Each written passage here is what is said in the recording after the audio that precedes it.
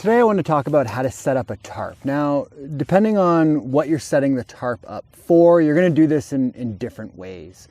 And so this example is what I use for when I'm setting up a tarp during the day, either to have lunch underneath of, or perhaps you have an emergency, or when I'm at camp, and this is going to be my kitchen shelter where I'm going to cook and eat. This one doesn't take quite as much rope as, say, a tarp that I would use to sleep under. So the structure of this tarp is relatively simple. You're going to have 4 ropes on each corner of this rectangle tarp, and you're going to tie those off to 4 different trees in the right spot.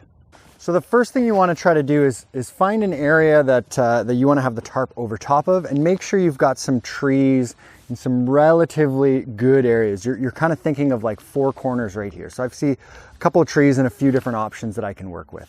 So the first thing that I'm going to do is start by tying off one of the corners of this tarp. Now, one thing to note, there is a top and a bottom to most tarps that are out there. Ideally, what you want to have is this seam right here facing down onto the ground, so that way rain doesn't get caught in that seam. If you do it upside down, it's not the end of the world, but I do find that this seam will often fill up with water, and this is dependent on different types of tarps as well. So first things first, what we're going to do is we're going to tie off to the corner of this tarp here. And the knot that I use is a bowline. Now, I've included 2 links below this video to 2 videos of how to do these actual knots. I won't go through the specifics of these knots in this particular video, but I encourage you to check out those other videos. The one is the bowline, and in a moment I'm going to show you how to do the trucker's hitch. So there's the bowline knot right there.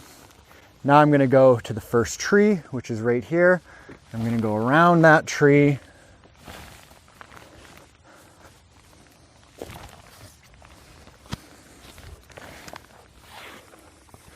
So now that I've got my rope around the tree, I'm going to tie in my trucker's hitch. And this is just kind of loose right now. I'll make adjustments as I tie the other 3 corners right here.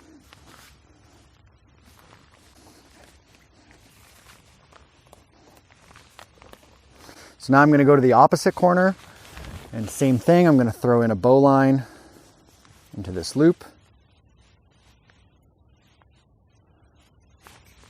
And over and around this tree here.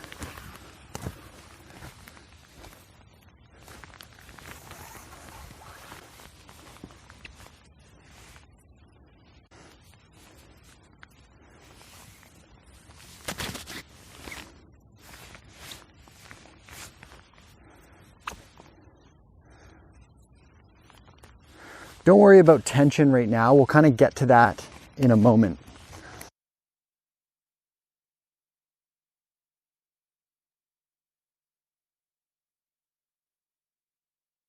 As you can see, right now my tarp's not taut, but this is where the trucker's hitch comes into play, because you can go back to each of those knots and you can actually provide tension.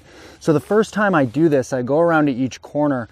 I don't actually tension the tarp down really far. I kind of see where it lies, figure out if I need to make adjustments, see if maybe I need to switch to a different tree as well. And then once I'm happy with that, that's where I'm going to crank down and actually adjust the tarp so that it's nice and taut and where I want it.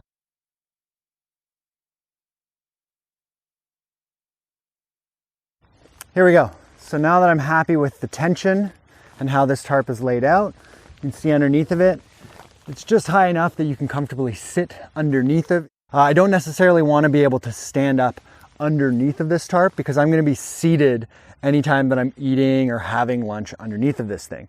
I do want it to be high enough though, so if I do have a stove and I get that flare up of that flame, it's not going to come too close to the tarp. Now, the other thing to consider too is if you're doing this in the winter, you're actually going to want the tarp pretty close to the snow when you put it up, and you're going to dig underneath of the tarp, or perhaps you're going to dig a kitchen and then put the tarp over top of it. It's up to you which order you want to do that in. Now, one other thing to consider is drainage.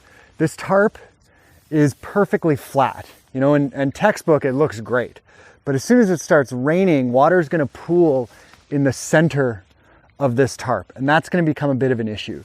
Now you kind of do the classic kayak guide trick of sticking a giant paddle into here, So that way it's gonna drain water. And I always try to avoid jamming big pokey sticks into my tarps. I also think that technique-wise, there's a better way. If I'm just gonna be cooking under the shelter, it's no big deal for every once in a while when a little bit of rain starts to accumulate on the tarp, you just push it off and loosen off that or remove that rain. But if I want this to be a little bit better and I want it to shed water, then all I need to do is drop some of the corners. And because we use those trucker's hitches, that's really easy to do. So have a look over here. I can just come on over to this corner and simply drop it down. I don't even need to undo the knot sometimes as well. If I don't have any branches getting in the way, I can just move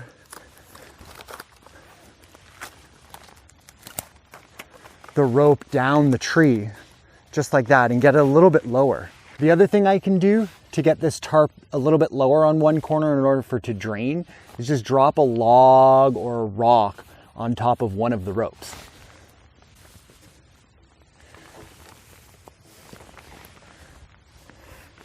There we go. Now that I've done that, water's always going to drain off on that one corner. Now, if I was sleeping under this tarp, I'd want to really make sure that I had a good self-draining tarp. But there's a different strategy that I have for setting up a tarp that I'm going to sleep under. And I've got another video, and there'll be a link just below this video to that video as well. But check that one out if you want to see how to put up a tarp for sleeping underneath of. So there you go. Make sure you like and comment on this video. And if you haven't done so already, subscribe so you can see other videos that'll be coming on a regular basis. Most of all, happy trails. Stay safe out there.